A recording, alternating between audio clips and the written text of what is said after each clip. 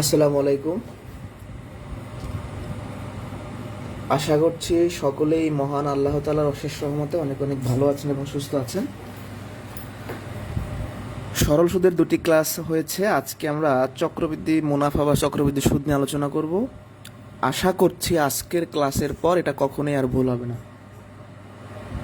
আমার সাথে যারা যুক্ত আছেন একটু কষ্ট করে জানাবেন কথা লেখাটা ক্লিয়ার কিনা। যারা যুক্ত আছি কথা লেখাটা ক্লিয়ার কিনা।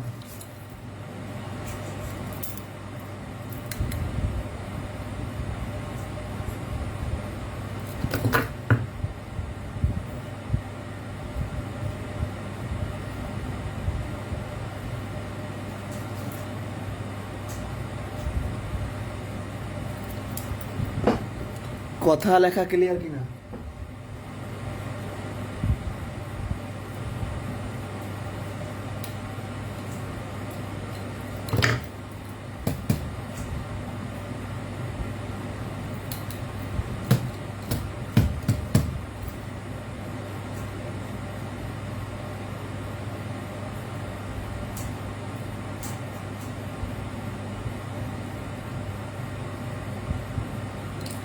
ওকে, তাহলে শুরু করি।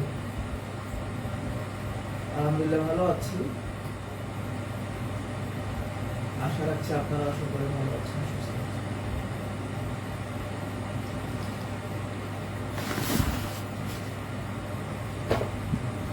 আচ্ছা, খেয়াল করেন, এর আগের ক্লাসে আমরা চক্রবৃদ্ধি সুদ বাদ দিয়ে মানে সরল সুদের যে দুইটা টপিক ছিল শেষ করলাম দুইটা ক্লাসে। আজকে মূলত চক্রবৃদ্ধি মুনাফা নিয়ে আলোচনা করব। এটা খুবই গুরুত্বপূর্ণ, প্রচুর পরিমাণে প্রশ্ন এখান থেকে হয় এবং একদম সোজা সহজ। ওকে, তাহলে ফার্স্টে আমরা বের করব চক্রবৃদ্ধি মূলধন।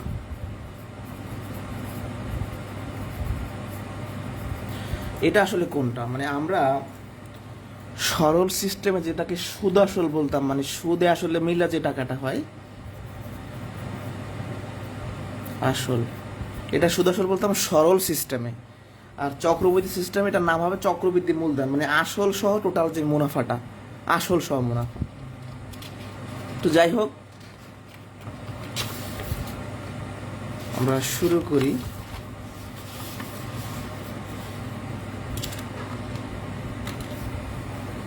খেয়াল করেন একটু সবাই,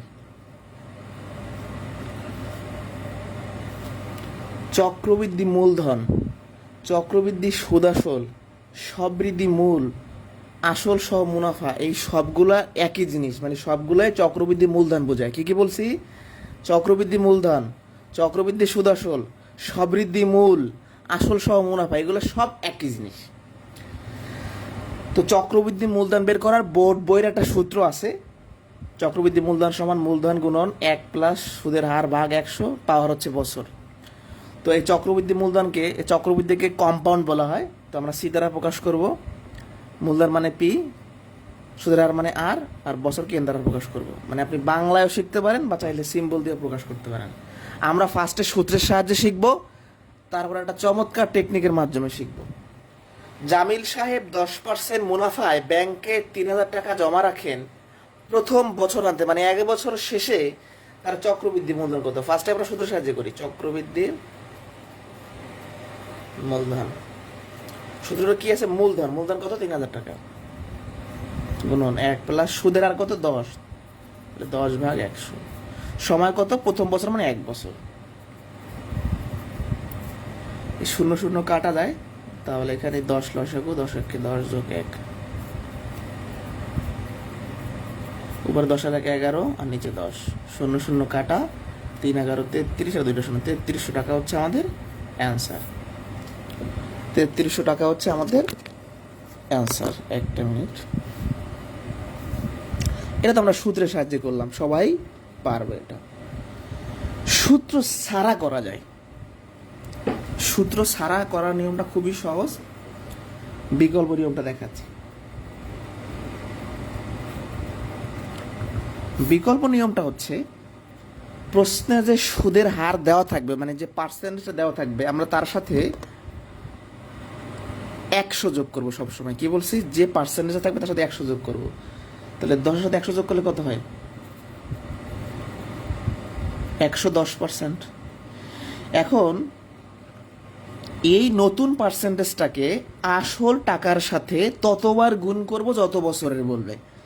1 বছরের বললে 1 বার গুণ করবো, 2 বছরের বলে 2 বার গুণ করবো, 3 বছরের বলে 3 বার গুণ করবো। তাহলে আমাদের আসল টাকা কত? 3000। এই পার্সেন্টেজটা এর সাথে কয়বার গুণ হবে? যেহেতু 1 বছরে বলছে 1 বার গুণ হবে, ম্যাথ শেষ হয়ে গেছে। আমি আবারও বলবো, 110% মানে 110/100। যারা বুঝি নাই, বিকল্প নিয়মটা হচ্ছে প্রশ্নে যে পার্সেন্টেজ থাকবে, যা দেওয়া থাকবে তার সাথে আমরা 100 যোগ করব। নতুন পার্সেন্টেজটাকে আসল টাকার সাথে ততবার গুণ করব যত বছরের বলবে।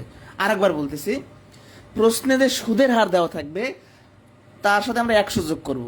নতুন যে পার্সেন্টেজটা পাবো এই পার্সেন্টেজটাকে আসল টাকার সাথে ততবার গুণ করব যত বছরের বলবে। 1 বছরের বলছে 1 বার গুণ করছি। আমরা আরেকটা ম্যাথ দেখি।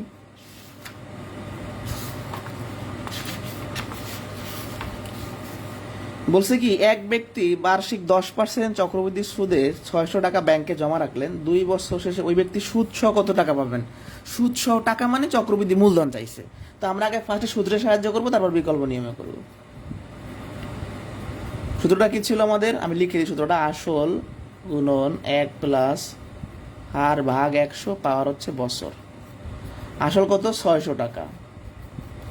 সুদের হার কত? 10 10/100। বছর কত? 2 বছর। উপরে 0 নিচে 0 কাটা যায়, এটা যোগ করলে কত হয়? 10 লসাগু 10 × 10 + 1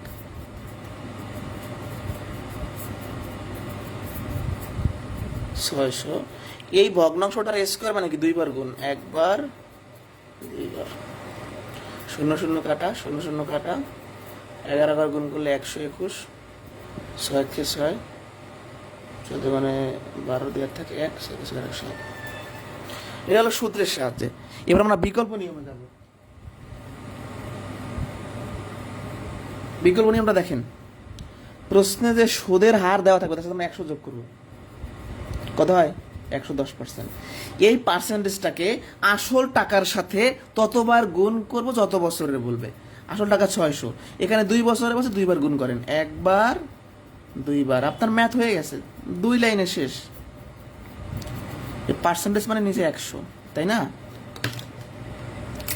0 0 কাটা, 0 0 কাটা, 0 0 কাটা, 0 0 কাটা, গুণ করলে 726 টাকা।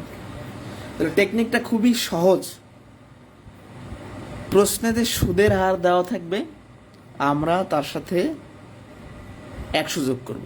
নতুন যে পার্সেন্টেজটা পাবো ওই পার্সেন্টেজটাকে আসল টাকার সাথে ততবার গুণ করব যত বছরের বলবে। 2 বছরে বসে 2 বার গুণ করছি। এটা বুঝছি কিনা, বুঝলে আমরা আরো প্র্যাকটিসে চলে যাব। এটা বুঝছি কিনা একটু আমাদের বলতে হবে।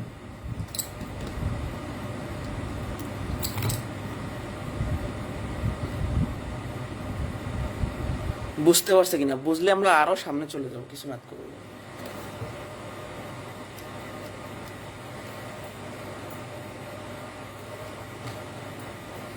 এবং আপনাদেরও করতে দিব, একটু ধৈর্য ধরেন, আপনাদেরও করতে দিব। তো আমরা যেহেতু বিকল্প নিয়মটা শিখতেছি, বিকল্প নিয়মে করে ফেলি। আপনি চাইলে সূত্রে সাহায্য করতে পারবেন, মানে যার যেভাবে পছন্দ হয়, যার যেভাবে ভালো লাগে। প্রশ্ন 3 বলছে 5% আর মুনাফায় 400 টাকার 2 বছর পর সবৃদ্ধি মূল। ওই সবৃদ্ধি মূল মানেও চক্রবৃদ্ধি মূলধন চাইছে। তা আমরা বিকল্প নিয়মে করে ফেলি, আপনি চাইলে সূত্র সাহায্য করতে পারেন। এর সাথে আমরা 100 যোগ করবো, তাহলে কত হয়?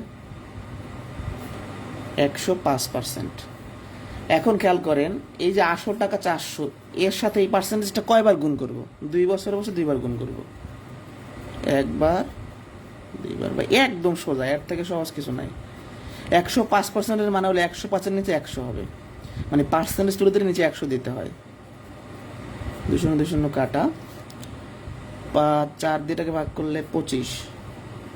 হ্যাঁ, 25-কে 5 দিয়ে ভাগ করলে 5, এটাকে 5 দিয়ে ভাগ করলে হচ্ছে 21। 5 দিয়ে এটাকে ভাগ করলে 21, তাহলে 21 21 গুণ করলে কত হয়? 441 না? যারা কাটাকাটি বুঝি নাই, 2 0, এই 2 0 কাটছি। 4 দিয়ে 100-কে ভাগ করলে 25। হ্যাঁ, এটাকে 5 দিয়ে ভাগ করলে 5, এটাকে 5 দিয়ে ভাগ করলে 21। এই 5 দিয়ে 105-কে ভাগ করলে 21, 21 গুণ করলে 441। শেষ। 4 নাম্বারটা করি। বার্ষিক 10% মুনাফায় 8,000 টাকার 3 বছরের, তাহলে এর সাথে 100 যোগ করেন। 8,000 টাকা আমাদের আসল। এইটা কয়বার গুণ হবে? 3 বছরের বছর 3বার গুণ হবে, 1বার, 2বার, 3বার। 110%-এর মানে কি? 110 নিচে 100, 110 নিচে 100, 110 নিচে 100, 0 0 কাটা, 0 0 কাটা,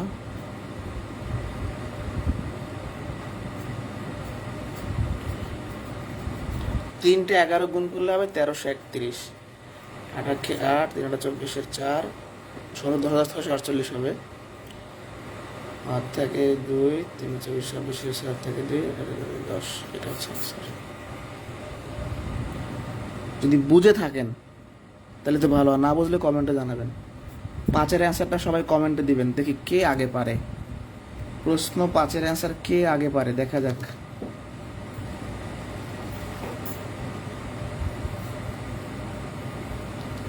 পাঁচের অ্যান্সার কে আগে পারে?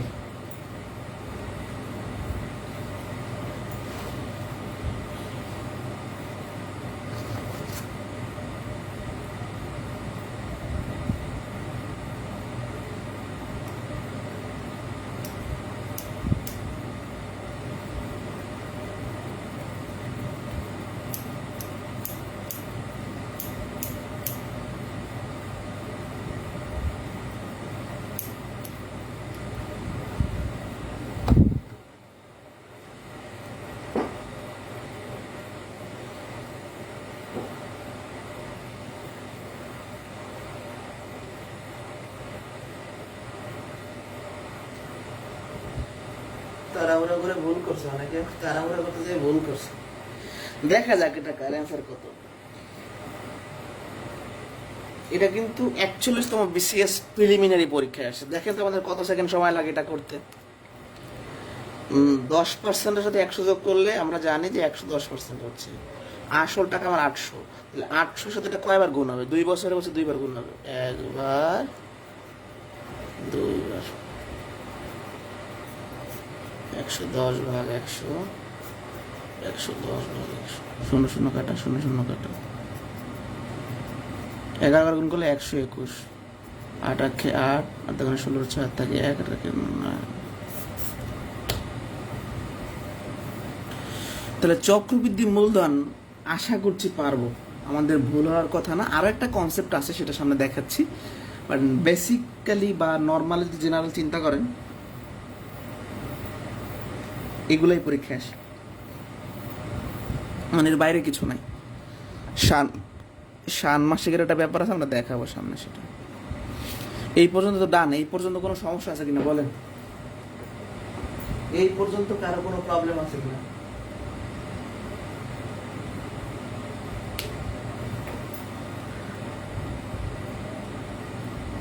কোনো সমস্যা আছে কারো?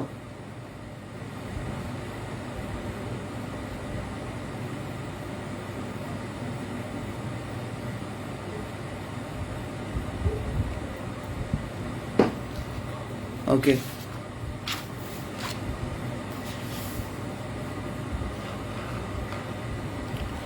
এবার আমরা চক্রবৃদ্ধি মুনাফা বের করা শিখবো। দেখেন, চক্রবৃদ্ধি মূলধন আর চক্রবৃদ্ধি মুনাফা বা চক্রবৃদ্ধি সুদ কিন্তু দুইটা আলাদা জিনিস। এটা পরীক্ষায় অনেকে ভুল করে। ধরেন পরীক্ষায় চায় চক্রবৃদ্ধি মুনাফা, কিন্তু অনেকে চক্রবৃদ্ধি মূলধন বের করেই অ্যান্সারটা দিয়ে দেয়, অপশনে মূলধনও থাকে। আবারও বলছি, চক্রবৃদ্ধি মুনাফা চক্রবৃদ্ধি মূলধন দুইটা আলাদা জিনিস। ধরেন আপনি একজনকে 5,000 টাকা দিয়েছেন, 2 বছর পরে সে আপনাকে 7,000 টাকা ফেরত দিছে, তাহলে 2,000 টাকা আপনাকে সুদ দিছে, এই 2,000 টাকা হলো মুনাফা। তাহলে আমরা যদি চক্রবৃদ্ধি সুদ বের করতে চাই, অবশ্যই আমাদের চক্রবৃদ্ধি মূলধন বের করতে হবে। মানে চক্রবৃদ্ধি সুদ বের করার আগে আমাদের সবসময় চক্রবৃদ্ধি মূলধন লাগবে। তো আমরা আগে চক্রবৃদ্ধি মূলধন বের করি। সেটা আপনি বেসিক নিয়মও করতে পারেন বা আমাদের ওই নিয়মও করতে পারেন, আপনার ইচ্ছা। আপনি যদি বেসিক নিয়মে করেন, আসল টাকার সাথে 1 প্লাস সুদের হার ভাগ 100 পাওয়ার হলো 3, 0 0 কাটা যায়, 10 10 থেকে 10 1।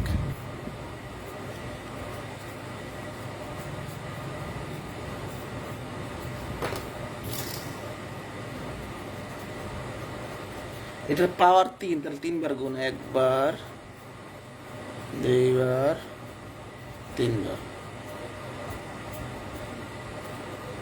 3টা শূন্য 3 শূন্য কাটা,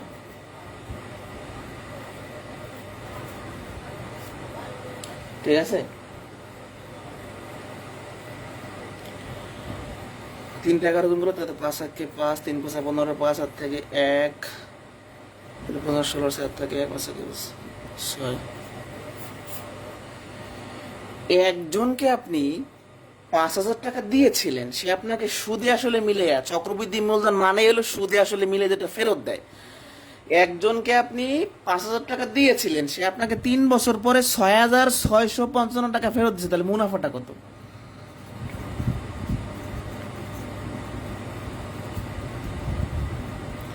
তাহলে আমরা যেটা করব, এই যে সুদে আসলে যে টাকাটা আমাকে ফেরত দিল, মানে চক্রবৃদ্ধি মূলধন থেকে আসল টাকাটা যদি আমরা বিয়োগ করি, তাহলেই সুদটা চলে আসবে।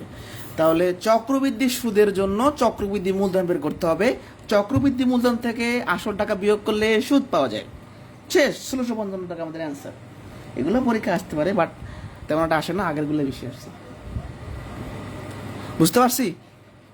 আপনি চাইলে টেকনিক্যালি বের করেও আসল টাকাটা বিয়োগ করে দিলে হয়ে যাবে। এবার আসি, যদি প্রশ্ন কঠিন করে, যেমন এটা মেবি 43তম বিসিএস এর কোয়েশ্চেন, ষান্মাসিক বা 6 মাস বা অর্ধ বছর, 3টা কথা থাকতে পারে। কি কি বলছি বলেন তো? ষান্মাসিক মানে 6 মাসের হিসাব, তাহলে প্রশ্নে ষান্মাসিক বলতে পারে, প্রশ্নে অর্ধ বছর বলতে পারে, প্রশ্নে 6 মাসের সুদ বলতে পারে। ঠিক আছে,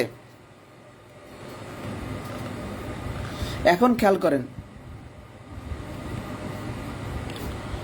20% যৌগিক মুনাফায় মূলধন 10,000 টাকা 2 বছরের জন্য বিনিয়োগ করা হলো। যদি যৌগিক মুনাফা অর্ধ বছর ধরা হয়, তাহলে চক্রবৃদ্ধি মূলধন কত? ঠিক আছে, এখন এখানে বলছি কি, অর্ধ বছর ধরা হয়, আর যৌগিক মানে কি? যৌগিক মানে চক্রবৃদ্ধি, তাহলে চক্রবৃদ্ধির অপর নাম যৌগিক। এখন অর্ধ বছর থাকলে আসলে ঝামেলাটা কোথায়? এখানে বলছে 2 বছর, মানে সময়টা আমাকে বছরে দিয়ে দিছে, কিন্তু হিসাব করতে বলছে 6 মাস পর পর, মানে অর্ধেক বছর পর পর। তো এই পার্সেন্টেজটা কিন্তু বছরের, বাট আমার হিসাব করা লাগবে সবসময় অর্ধেক, 6 মাসের। ষান্মাসিকের বা অর্ধ বছরের যে ম্যাথগুলো আছে, আমাদের প্রাথমিক কাজ হচ্ছে পার্সেন্টেজটা অর্ধেক করে ফেলা। মানে আপনি এই পার্সেন্টেজটা সবসময় অর্ধেক করে ফেলবেন। কেন? কারণ এই পার্সেন্টেজটা বছরের দেওয়া আছে, বাট আপনি হিসাব করবেন 6 মাসে। তাহলে প্রথম কাজ হচ্ছে মুনাফার হারটা, মুনাফার হার, তাহলে 20% ভাগ 2।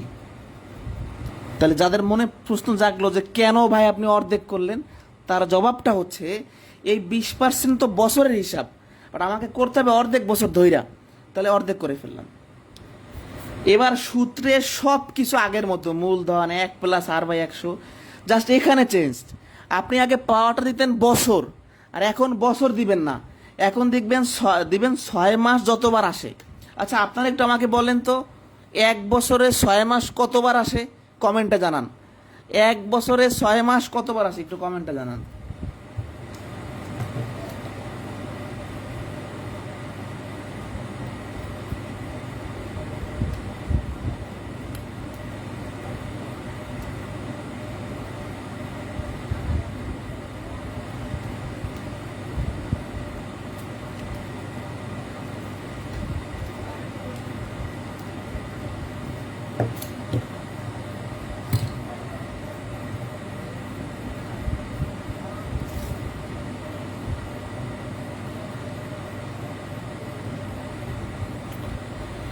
এক বছরে 6 মাস কতবার আসে বলেন? 2 বার, এটা তো বুঝি। তাহলে 4 বছরে কয়বার আসবে? 8 বার। 2 বছরে কয়বার আসবে? 4 বার। মানে 1 বছরে 6 মাস 2 বার আসে, 6 মাস যোগ 6 মাস। তাহলে এখানে জাস্ট ওই পাওয়ারটা আমরা ওইভাবে হিসাব করে দিব। তাহলে আমরা ম্যাথটা যদি করি, মূলধন কত? 10,000 টাকা। 10,000, সুদের হার কিন্তু 10, 20 না। এই পাওয়ার কত দিব? এখানে 2 বছর দেওয়া আছে, আমি কি 2 বছর দিব? না, 2 বছরে 6 মাস কয়বার আসে? 4বার আসে, তাহলে এখানে 4 হবে। এই যে আমি বাংলা লিখে দিয়েছি, যতবার 6 মাস আসবে তত। তাহলে আগের যে চক্রবৃদ্ধি মূলধন আর এই চক্রবৃদ্ধি মূলধনের মধ্যে দুইটা পার্থক্য। এক, সুদের হার অর্ধেক করতে হয়। 2, মাসে হিসাব করতে হয়। হয়ে গেছে আমাদের কোয়েশ্চেন।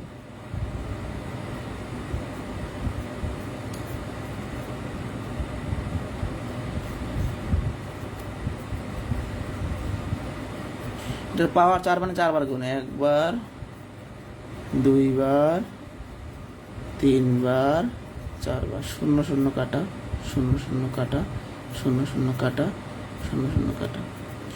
11 আমরা যদি 4বার গুণ করি তাহলে কত হয়? 11-র পাওয়ার 4।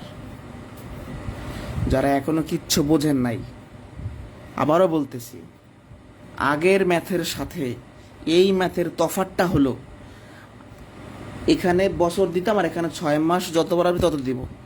আরেকটা তফাৎ হলো পার্সেন্টেজ অর্ধেক করতে হয়। এখন আপনারা অনেকেই বলবেন এটা কি টেকনিকে করা যায়? হ্যাঁ, করা যায়, সব কিছু আগের মতো। সবার আগে অর্ধেক করে ফেললেন, এই অর্ধেকের সাথে আমরা 100 যোগ করবো, মানে আগের মতোই সব কিছু 110%। এই নতুন পার্সেন্টেজটাকে আসল টাকার সাথে ততবার গুণ করব যতবার 6 মাস আসে। আগে গুণ করতাম যত বছর দেওয়া থাকবে, আর এখন গুণ করব যতবার 6 মাস আসে। তো টেকনিক্যালি করে ফেলি। তাহলে আসল টাকার সাথে এটা কয়বার গুণ করব? 2 বছরে বসে 2 বছরে 6 মাস 4বার আসে, তাহলে 4বার গুণ হবে। 1বার, 2বার, 3বার, 4বার। 110 ভাগ 100, 110 ভাগ 100, 110 ভাগ 100, 110 ভাগ 100।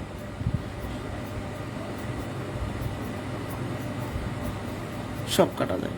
11কে 4বার গুণ করলে 11-র পাওয়ার 4। তাহলে আপনি এই নিয়মে করেন আর সূত্রের সাহায্যে করেন, সবসময় পার্সেন্টেজ অর্ধেক করাই লাগবে আপনার, কারণ এটা হলো বছরের হিসাব দেওয়া আছে। আপনি 6 মাস পর পর করবেন, তাহলে আপনাকে অর্ধেক করতে হবে। তাহলে ফাইনাল কথাটা হলো, আমাদের প্রশ্নে যখন ষান্মাসিক, 6 মাস বা অর্ধ বছর বলবে, আমরা জাস্ট যেটা করব এই পার্সেন্টেজটা অর্ধেক করে ফেলবো আর হিসাবটা করব 6 মাস পর। মানে বছরে দেওয়া থাকলেও ওই বছরের মধ্যে 6 মাস কতবার আছে সেটা আমাদের নিলেই হয়ে যাবে। এইখানে কারো কোনো ঝামেলা আছে কিনা যদি বুঝে থাকেন ডান লেখেন। প্রাইমারি পরীক্ষায় এত ডিপে নাও দিতে পারে, বাট শিখে রাখাটা ভালো। এটা বিসিএস এর প্রশ্ন। একজন বলছে 11 কই থেকে আসলো, মানে একটা লাইন গ্যাপ দিছি, এটা আপনারা বোঝেন না। মানে জাস্ট এই লাইন থেকে একটা লাইন আমি গ্যাপ দিছি, এই যোগ বিয়োগ যদি আমরা এখন না পারি তাহলে তো ঝামেলা। হ্যাঁ, আসলে কিন্তু ঝামেলা। 1 যোগ 10 ভাগ 100, আমি একটা 0 0 কাটছি, তার মানে 1 যোগ 1/10। এই 10 লসাগু, 10কে 10 যোগ 1, তাহলে 11/10। এটা তো যোগ, মানে এখানে আপনি ব্র্যাকেটে যোগ করছেন। তো সিম্পল একটা ক্যালকুলেশন, এটা বুঝতে হবে।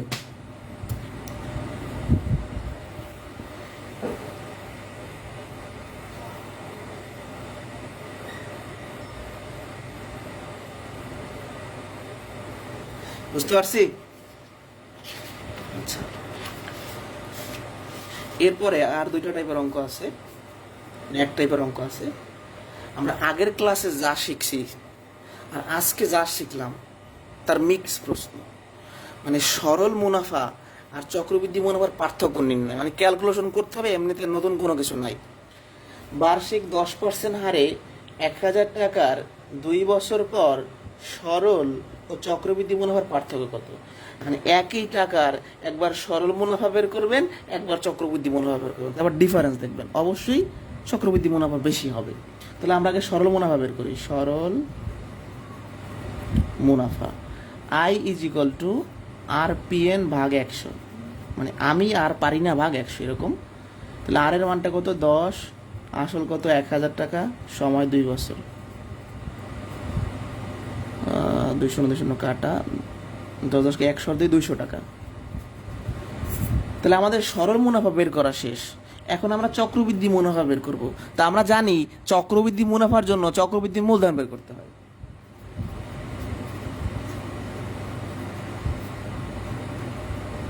চক্রবৃদ্ধি মূলধন, তাহলে 1000 টাকার সাথে এই পার্সেন্টেজে আমরা 100 যোগ করলে কত? 110% পাবো।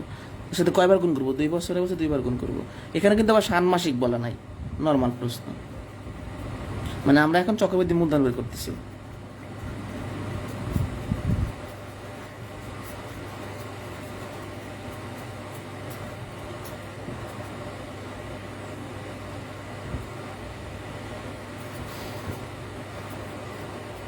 $1210। একজনকে 1000 টাকা দিয়েছিলেন, সে আপনাকে 1210 টাকা ফেরত দিয়েছে, তাহলে চক্রবৃদ্ধি মুনাফা কত? যেটা ফেরত দিল সেখান থেকে আপনার আসল টাকাটা বিয়োগ করে দেন, 210 টাকা। এবার দেখেন 1000 টাকার সরল মুনাফা হয় 200 টাকা, 1000 টাকার চক্রবৃদ্ধি মুনাফা হয় 210 টাকা। পার্থক্য কত? 10 টাকা পার্থক্য।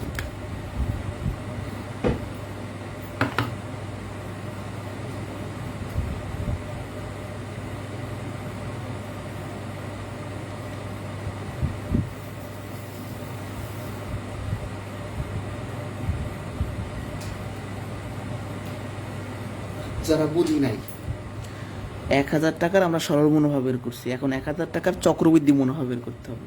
তো চক্রবৃদ্ধি মুনাফার জন্য আবার চক্রবৃদ্ধি মূলধন লাগে। একজনকে 1000 টাকা দিছিলাম, সে আপনাকে 1210 টাকা ফেরত দিছে, তার মানে 210 টাকা সুদ দিছে। সরল সিস্টেমে সুদ আসে 200 টাকা, চক্রবৃদ্ধি সিস্টেমে সুদ আসে 210 টাকা। ডিফারেন্স কত? 10 টাকা। সেটাই প্রশ্নে চাইছে। আমরা এরকম আর একটা কোশ্চেন দেখি।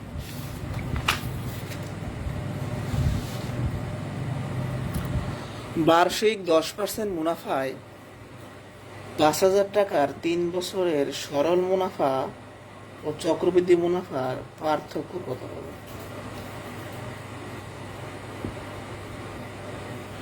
তাহলে আমরা আগে সরল মুনাফাটা বের করি। একই কোশ্চেন, জাস্ট মান শেষ। I is equal to RPN ভাগ 100। আর এর মান কত? 10। আসল কত? 5000 টাকা, সময় 3 বছর।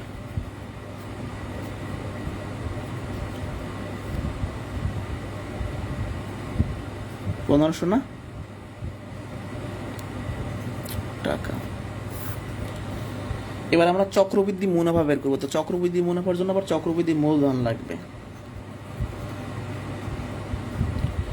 তাহলে এর সাথে 100 যোগ করলে কত হয়? 110%। এর সাথে কয়বার গুণ করবো? 3 বার। 3 বছরে বলছে। 110% গুণন 110% গুণন 110%।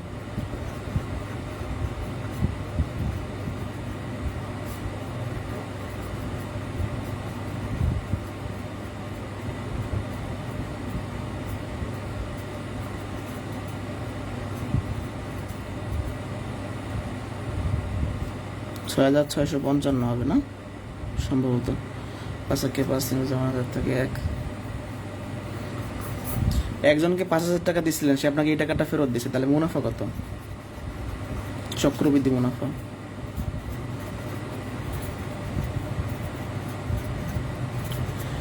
একই টাকার সরল মুনাফা হয় 1500 টাকা, চক্রবৃদ্ধি মুনাফা হয় 1655 টাকা। তাহলে পার্থক্য কত?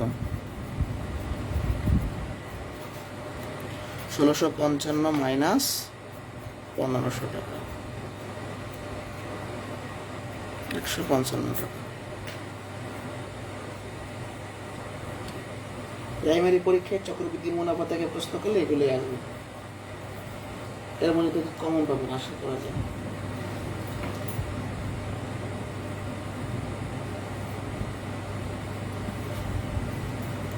এখন বলেন চক্রবৃদ্ধি মুনাফা বুঝছেন কিনা? হ্যাঁ, আপনাদের পরবর্তী চ্যাপ্টার হবে লাভ ক্ষতি। দেখি ঈদের ছুটির আগে শেষ করা যায় কিনা। বুঝতে পারছি।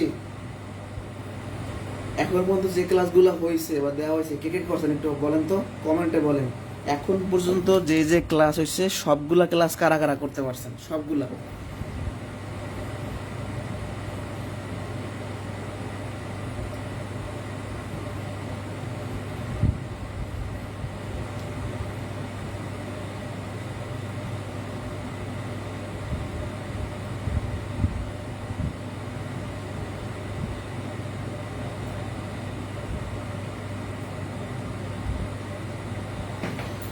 সবগুলো কারা কারা করছেন?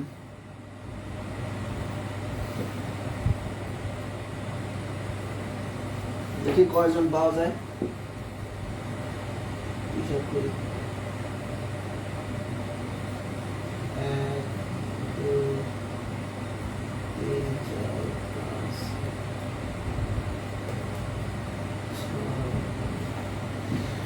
তো যারা করেননি কষ্ট করে নেবেন, সবগুলো রেকর্ড আছে, আমি কিন্তু সাজাই দিছি, গ্রুপের পিন পোস্টে পাবেন, ফিচার্স বা পিন অপশনে পাবেন। আজকে এ পর্যন্তই, নেক্সট ক্লাসে দেখাবে, আমি জানাই দেবো পোস্ট করে।